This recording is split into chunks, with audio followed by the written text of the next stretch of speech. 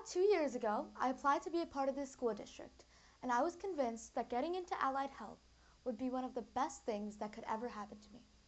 And now that I'm here, I can say that this school has truly changed my life for the better. And I don't regret it at all. But while I was applying, I got a glimpse of what an admissions process looks like. And it made me scared for what the college admissions process might look like. Truth be told, I was incapable of handling the stress I put on myself. I was obsessed about my grades and would have breakdowns frequently. Now, 2 years later, I'm in a much better place emotionally and mentally. But stress has always been, and continues to be, my greatest obstacle. But many of the friends I've made here say stress actually motivates them. Now, by a quick show of hands, how many people stress about the near future? An upcoming deadline or a math test, a week, 2 weeks away? What about the distant future? Who stresses about hypothetical situations that are years, maybe even decades away? Now, who thinks that stress motivates them to be better? I also used to think that stress was a motivator.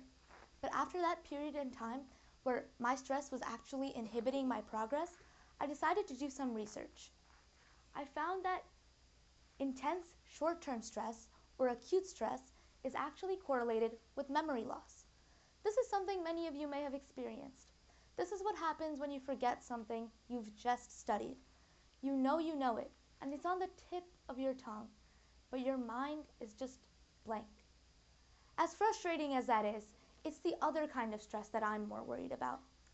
According to the American Psychological Association, chronic stress, or long-term stress, is even more dangerous than acute stress. Chronic stress leads to mental health issues that are already blatantly present in the student population, such as anxiety and depression, and can even lead to suicidal thoughts. Chronic stress is what affects students from the second they walk into high school, as they begin preparing for a college admission that is literally years away. Another study I found by Amanda Ritchie, an accomplished collaborator on an NYU study, found that high school students have to be more competitive as college admissions requirements are changing. This is in turn making high school students more stressed. There is a graph in the study that shows that high school students actually become progressively more stressed from one year to the next, with the highest amount of stress found in juniors who are just about to apply to college. Now, I think we all know what I'm getting at. How do you get into college? Every student hears this question a billion times with a billion different answers and little tips and tricks. But there are a few common denominators. The first of which is GPA, or grade point average. A GPA should be a numerical representation of a student. It's supposed to show the colleges an objective value to compare students between. And it's easy to compare numbers, right? It's supposed to be standardized, but it fails to account for different students' strengths and weaknesses, instead propagating the idea that students can be standardized, making the GPA the #1 point of tension between students. Everything else is what makes you different. These are athletics, extracurriculars, anything else you do out of your own ambition. Everything else is supposed to be what makes you you. But now we see college as what a high school student should be thinking about, not their own hobbies. And so we make ourselves different because that's what we want to seem. And in turn, we tend to gravitate towards similar activities that look good in an effort to be different. But this is actually making us less different, and it changes the idea behind the college system. Ideally, a student would be honest about themselves from the get-go, and a college would be able to see that at a glance. But since we are all trying to be different, we all become the same. We don't know what colleges want, so we begin mimicking what others have done in an effort to get the results that they have already gotten. As a result, we have a society of high-aiming, high-achieving, and capable people who are gravitating towards the same interests, which are making them more similar than they are different, because they are all trying to be competitive in the same ways. Last year, I was a freshman in high school. I was excited to see how my high-achieving and ambitious peers would interact in a school made for others just like them. I was ready for competition, for shared interests and similar goals. I wasn't ready for an environment where the student culture predetermined the end goal and made it absolute. Suddenly, I was worried that I wasn't doing enough. Maybe I should join a couple more clubs, pick up another sport, join a musical ensemble. The list goes on and on and on. After doing this for a short period of time, I realized I was exhausted and not even enjoying the first year at a new school where I was being offered so many opportunities to figure out who I was. Being well-rounded was the only focus I had, and I was only doing that because that's what the colleges wanted me to be, when I hadn't even begun thinking about colleges. I realized that I started committing myself to things that I didn't even care about. I tried to commit to math and science Olympiad, both of which are important clubs, but neither expressed my interest for debate, English, writing, or history.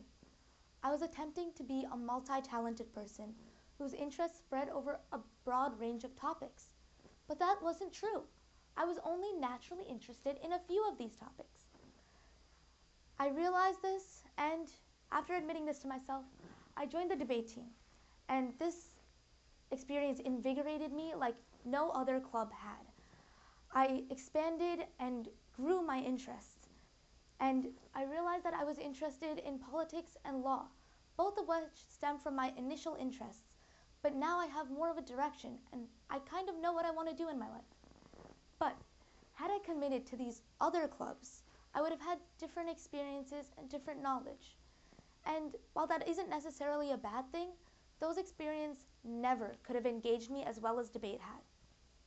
Now, let's go back to that idea of stress. You could see how trying to overcommit yourself to activities, sports, musical ensembles, things you don't really care about, and all that time you're focusing on your GPA, you could see how that would stress someone out. And if you're thinking about that from freshman year all the way to junior year, well, that's a perfect example of chronic stress. But I realized that if colleges wanted someone who I had to force myself to be, someone who was stressed about the wrong things, they didn't really want me. I was trying so hard to be perfect. I didn't even know whose standards I was trying to live up to. All of the opportunities that I had to discover what I wanted to do were ignored for opportunities to seem well-rounded. And it made me ordinary because everyone else was trying to do the same thing. And realizing this was appalling to me. I felt lost. And somewhere in the process of becoming better, I became unrecognizable. And it made me doubtful of the college admission system because I felt like I was manipulating the system and showing them a small part of myself. And then they had the audacity to know me based on what little piece of myself I had given them. But I think we have to decide not to do that. And so all of the activities I'm doing now are a better representation of our interests. And isn't that the point of extracurriculars in the first place? Not to be a measurement of how many responsibilities you can undertake, but to find out what you're truly interested in. Shouldn't colleges want a passionate student over an ideal one? But we don't really understand what ideal means, because really an ideal student is a passionate student. But we've taken that word to mean well-rounded now. And well-rounded doesn't really make sense when you think about the college admission system, because at its heart, the system makes sense. You do what you love as well as you can for 4 years. You work hard. And then you write an essay about something that has changed you, something that has made such an impact in your life that you wouldn't be the same without it. And you pursue that for the rest of your life. But being well-rounded just means you can commit yourself to multiple responsibilities on a shallow level. But will that matter?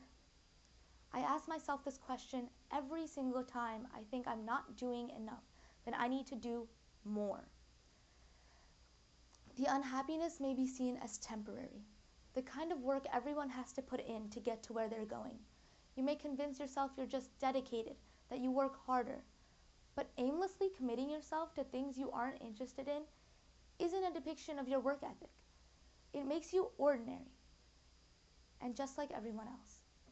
That is what happens when we devote our time to things we have no interest in. Because passion is ultimately what drives you to be extraordinary. Skin-deep commitment has never accomplished anything. And the amount of stress that comes with this aimless, directionless attitude is unhealthy and makes you miserable.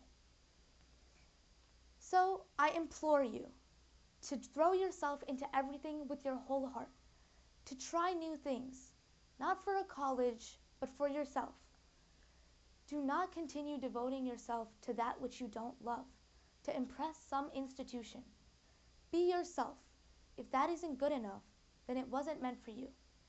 Do only that which you know you love. I dare you.